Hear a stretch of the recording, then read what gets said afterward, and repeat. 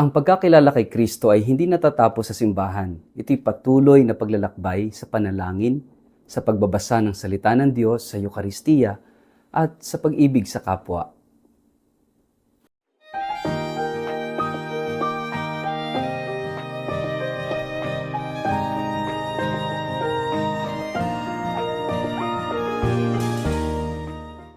Ang mabuting balita ng Panginoon ayon kay San Juan. Si Maria ay nakatayong umiiyak sa labas ng libingan. Habang umiiyak ay yumuko siya at sumilip sa loob.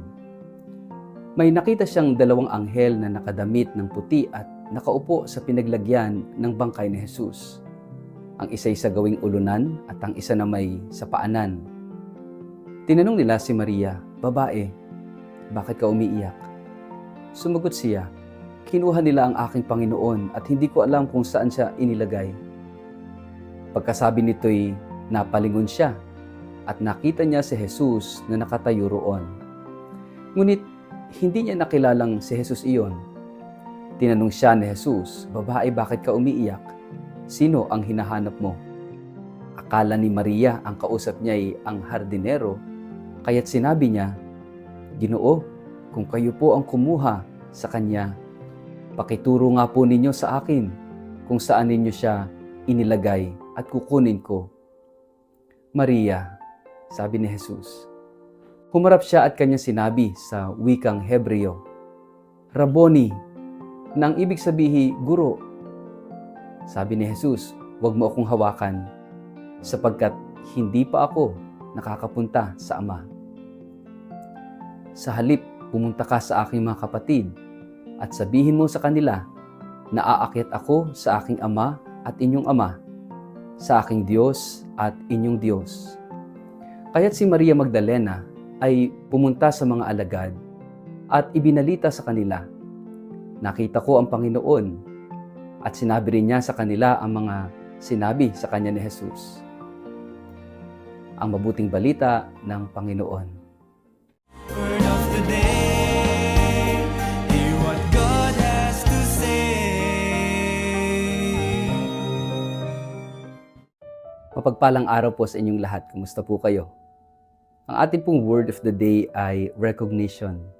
Ngayon ay nasa araw tayo ng Martes, sa oktaba ng Pasko ng muling pagkabuhay ng ating Panginoon. At ipinagpapatuloy po natin ang paglalakbay sa liwanag ng Pasko ng pagkabuhay. Sa Ebanghelyo mula kay San Juan, ating nasaksihan ang isang napaka-personal at napakatinding tagpo, ang pagkikita ni Maria Magdalena at ng muling nabuhay na Panginoon. At sa gitna ng tagpong ito, isang salita ang sumisigaw mula sa ating Ebanghelyo. At ito ang ating salita para sa pagninilay sa araw na ito. Pagkilala, recognition. Si Maria ay umiiyak sa labas ng libingan. Naghahanap siya kay Jesus. Nalungkot siya hindi lamang dahil sa kamatayan ng kanyang Panginoon, kundi dahil kahit ang kanyang katawan ay tila nawala na rin. Sa kanyang pagluha, nabulagan siya ng kanyang dalamhati.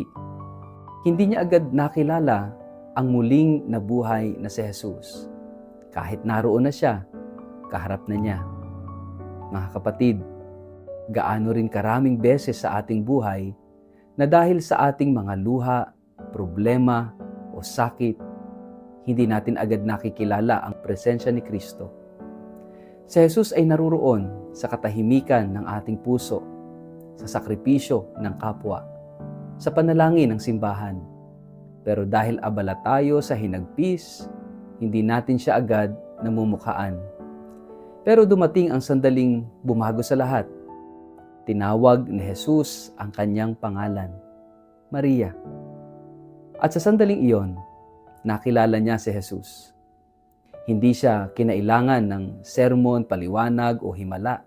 Isang salita lang, ang kanyang pangalan, at nagising ang kanyang puso. Ito ay isang personal na karanasan ng pagkakilala. Dahil ang Diyos hindi malayo sa atin. Siya ay Diyos na tumatawag sa pangalan. Kilala ang ating sugat at nauunawaan ang ating pinagdaraanan. Sa Ebanghelyong ito, tinuturaan tayo na ang pagkakilala kay Jesus ay higit sa paningin ng mata. Ang muling nabuhay na Kristo ay hindi agad nakikilala ng panlabas na anyo. Kailangan ng pananampalataya, panalangin, at pagbubukas ng puso. Tayo man ay tinatawag sa isang mas malalim na pagkakilala kay Kristo. Hindi lamang sa dasal o doktrina, kundi sa personal na relasyon. Nais niya tayong makilala siya, hindi lamang bilang Panginoon, kundi bilang kaibigan, tagapagligtas, at buhay na Diyos na dumaraan sa ating mga luha at sakit. Hindi nagtapos sa pagkakilala si Maria Magdalena. Pagkatapos niyang makilala si Jesus, siya ay isinugo. Huwag mo akong hawakan. Sa halip, pumunta ka sa aking mga kapatid. Ang tunay na pagkilala kay Kristo ay laging nagtutulak sa misyon. Kapag nakilala natin siya, kapag naramdaman natin ang kanyang presensya sa gitna ng ating pagdadalamhati, hindi natin ito kayang sarilinin. Tayo ay nagiging tagapagbalita ng liwanag. Tulad ni Maria, tinatawagan tayong tumakbo, magsalita at magpahayag. Nakita ko ang Panginoon. Ngayong Martes ng Paskwa, itanong natin sa ating sarili, nakikilala ko pa ba si Kristo sa aking araw-araw na buhay? O baka masyado na akong abala sa trabaho, sa problema, o sa sarili kong hinanakit, kaya't hindi ko na siya marinig na tinatawag ang aking pangalan. Ang pagkakilala kay Kristo ay hindi natatapos sa simbahan.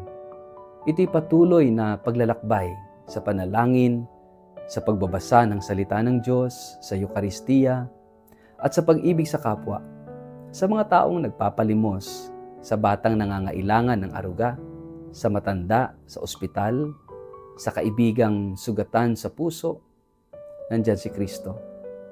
Kilalanin natin siya. Sagutin natin ang kanyang pagtawag. Mga kapatid, ngayong panahon ng muling pagkabuhay ng ating Panginoon, huwag tayong manatili sa luha ng kawalan. Lumapit tayo sa libingan na may pananampalataya. Makinig tayo sa tinig ng Panginoon. Alamin nating tinatawag niya tayo sa ating sariling pangalan.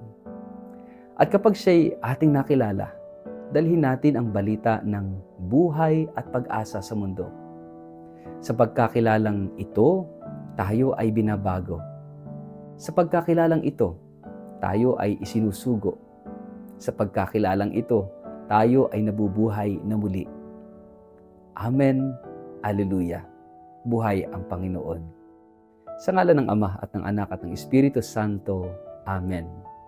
Ama naming Diyos, sa araw na ito, sa panahong ito na ang buong simbahan ay nagluluksa sa pagkamatay ng aming Santo Papa Francisco, lubos at buo ang aming pananampalataya tulad ni Maria Magdalena, na ikaw ay buhay, na ang aming Santo Papa ay hindi nagtapos sa kamatayan, kundi sa buhay na walang hanggan na iyong ipinangako sa lahat ng mga tatalima sa iyo, sa iyong anak.